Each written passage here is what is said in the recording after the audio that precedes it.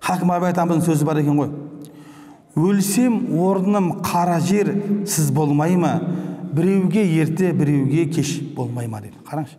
Өлсем, мына өмірде қандай болған уақытта да біздің баратын жеріміз 2 метр қара жер екен, құрметті ағайын. Мәшһүр Жүсіп атамыз айтады: жан кетіп, тән барады қара жерге, кіреміз бір күн барып тар қабірге дейді. Қарап отыратын болсақ, жан кетеді, барзақ әлемнен кеткенмен біздің тәріміз қабірге кіреді екен, құрметті ағайын. Сол үшін біз әрқашанда не? Бірде мынау Амр ибн Ас деген сахаба, Алла рахымына бөлесін, сол кісі қабірдің басына барып тұрады да, қарап қабірге барып пікір жүргізеді. Сөйтеді де бірден үйіне кіреді де барып 2 бас намаз оқиды. Жанындағы достары тұрады да: ей Амр ибн Ас, сіз неге қабірге қарап тұрып, неге намаз оқыдыңыз дейді ғой. Сонда бұлай әдемі жауап береді да: мен қабірге қараған уақытта қарадым дейді. Қарасам бұлардың ізгі амал жасауға, құлшылық етулері мұршасы жоқ екен дейді. Бірақ менде мүмкіндік бар екен, Алла субхана тағала маған қазір мүмкіндік беріп тұр деп мен не қылдым, барып 2 бас намаз оқып алдым дейді, құрметті ағайын.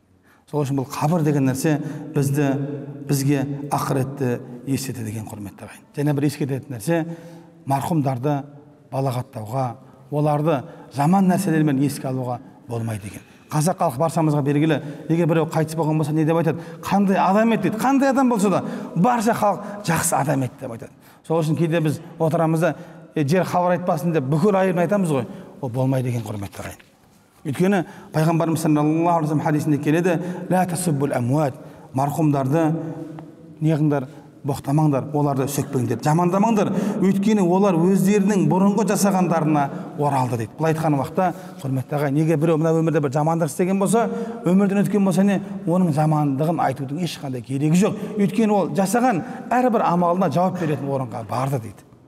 Сол үшін оны жамандап, сіз де күнәға батпаңыз деп жатыр, құрметті ағайын. Сол үшін әрқашанда өзіміздің мына өмірде жүрген уақытымызды, нығметті білейік, құрметті ағайын. Раббымызды танайық, ізгі амалдар жасайық, бала-шағаларымызға Құдайын танытайық иншалла. Қабірге барған уақытта бәріміз жаназада барып қаламыз, кейде Құран оқуға барамыз. Сол кездерде дәретпен сәлемдесу, дұғаға қарата қыблаға қарап дұға қылу мәселелерін, және ана жерде жағымсыз іс-әрекеттерге бармауға қатты көңіл бөлсек иншалла. Алла субхана тағала баршамызды естіген, білген нәрселерімізге амал ететін ізгі салихалы құлдарының сабынан етсін. Алла елімізге амандық берсін, жұртымызға тыныштық берсін. Мына індеттен ел жұртымызды аман қылсын. Алла субхана тағала әрқашанда әр отбасыға тек қана қуаныш, құт береке берсін. Ассаламу алейкум ва рахматуллахи ва баракатух.